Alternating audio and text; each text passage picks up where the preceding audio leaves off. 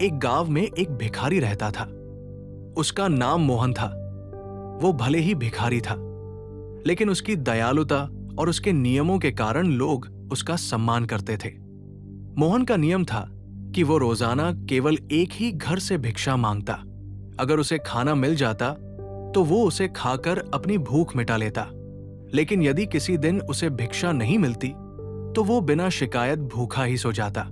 मोहन के दिल में दया और करुणा भरी हुई थी। अगर वो खाना खा रहा होता और उसके सामने कोई भूखा व्यक्ति आ जाता तो वो अपने हिस्से का खाना भी उसे दे देता। वो सोचता था कि भगवान हर किसी का ख्याल रखते हैं और जो दूसरों की मदद करता है उसका भी भला जरूर होता है। एक दिन मोहन गांव के एक घर में भिक्षा मांगने गया।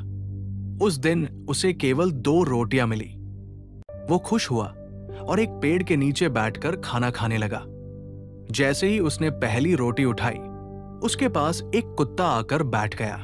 वो कुत्ता बहुत कमजोर और भूखा लग रहा था। उसकी दुबली काया देखकर मोहन का दिल पसीज गया।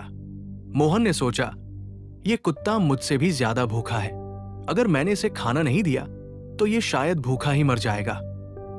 उसने बिना देर किए अपनी पहली रोटी उस कुत्ते को खिला दी। अब उसके पास केवल एक रोटी बची थी। उसने सोचा, चलो कम से कम एक रोटी तो मेरे पेट में जाएगी। वो दूसरी रोटी खाने ही वाला था कि तभी उसके पास एक गाय आकर खड़ी हो गई। गाय बहुत कमजोर और थकी हुई लग रही थी। उसकी आंखों में भूख साफ दिखाई दे रही थी। मोहन ने गाय को देखा और कहा, हे भगवान, ये गाय भी भूखी है।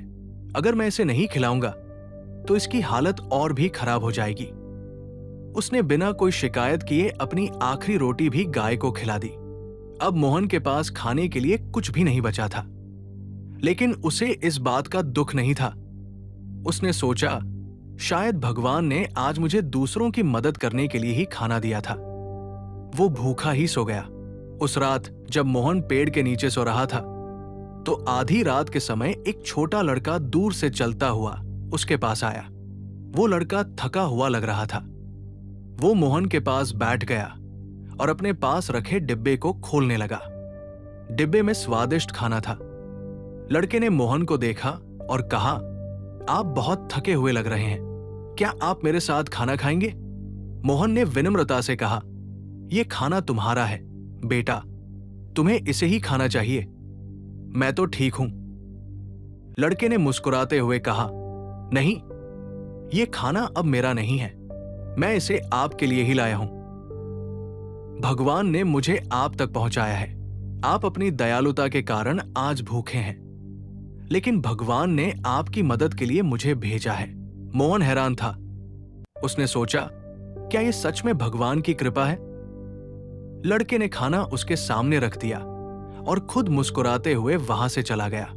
मोहन ने भगवान का धन्यवाद किया और वो खाना खाकर सो गया।